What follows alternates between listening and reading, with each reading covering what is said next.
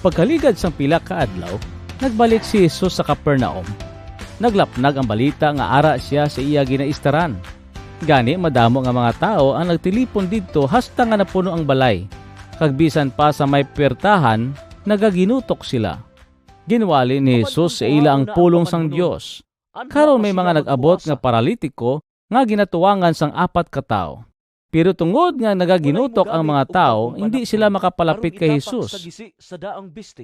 Gani ginguhaban nila ang atop sa ibabaw sang ginatindugan ni Jesus. Pagkatapos gintunton nila ang paralitiko nga nagahigda sa iya hiligdaan. Pagkakita ni Jesus nga may pagtuo sila sa iya, nagsiling siya sa paralitiko, "Anak, ginpatawad na ang imong mga sala."